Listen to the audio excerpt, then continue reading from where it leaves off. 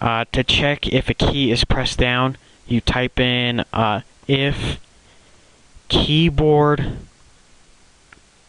check, and then whatever you type in here, it'll check that key. For letter keys, you have to type in ORD and then your letter as a character. So you need to have quotation marks around it.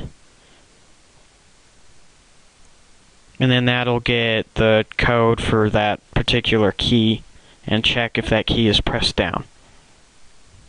So, well, if it is pressed, then another automatic variable that GameMaker has is speed, which jumps whatever you set it to. It'll jump that object forward that many pixels per step. So if you have speed set to 3, your object will move 3 pixels in whatever direction you had specified as direction. And since where we're looking on the XY axes is where we want to go, we're just going to use the speed option. Now you can say speed equals 3 or something like that. I say put in speed plus equals, let's just say 2 maybe.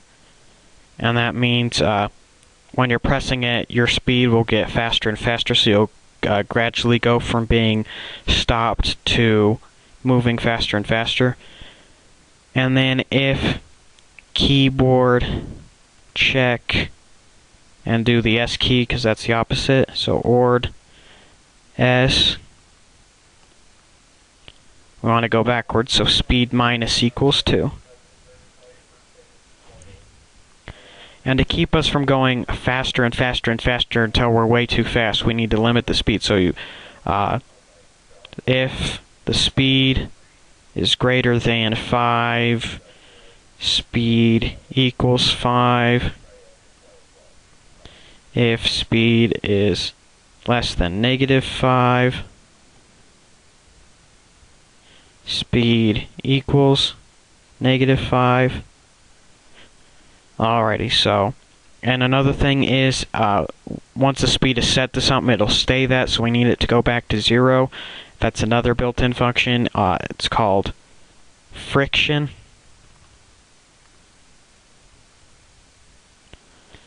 So I'm going to set that to 0.2. And what it does is, friction is automatically subtracted from speed. It's a built-in variable GameMaker has.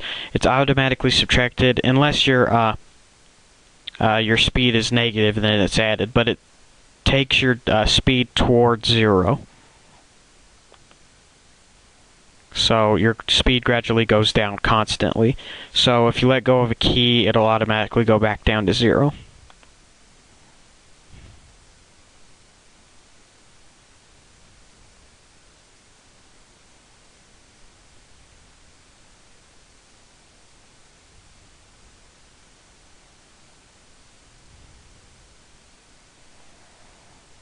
Alrighty, so we go forward. We can move backwards. You can move forward, and we're moving forward in the direction that I am looking. Alrighty. Probably need to set the friction a little higher, like maybe 1 or something. 0.5, I don't know. Just going to set it to 1. Okay. And then the controls for strafing sideways, that's a little bit more tricky. Another way of doing forward and backward would be to do, instead of speed plus equals 2, you could type in x plus equals cosine degtrad direction, and y minus equals sine dig to rad direction, and then multiply that by how fast you want to go. If you want to move at 5 pixels, multiply it by 5, both of these by 5. If you just want to move 1 pixel, it's automatically like that. Multiply it by 1, that won't really change anything. But so anyway, but that's another way of going about that. Just speed is easier because it's a built-in variable though. So how you'd go about doing it sideways is to do these 90 degrees to the side. So I'm going to say if keyboard check ord A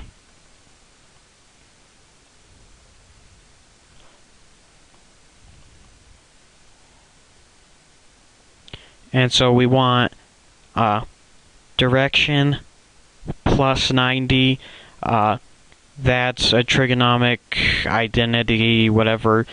This will become x minus sine of the direction and y minus cosine of the direction, multiplied by however fast you want it to go. So I'm going to multiply that by like 3 or something, just so it's not ridiculously slow. And then the opposite for the D key.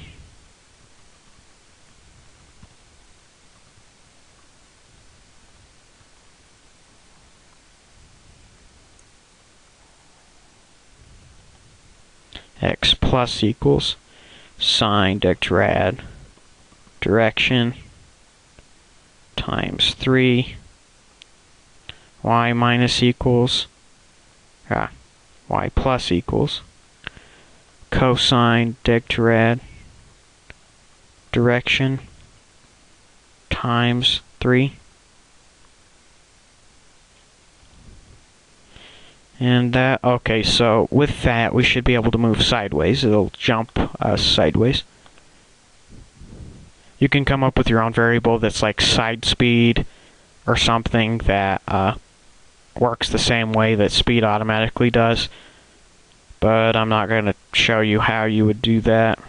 This is just simple stuff. Okay, again, we can look forward, and I got my friction right, I guess. And then we can go sideways. This is the D key, this is the A key, W, S, and then the mouse looking left, right, up, and down.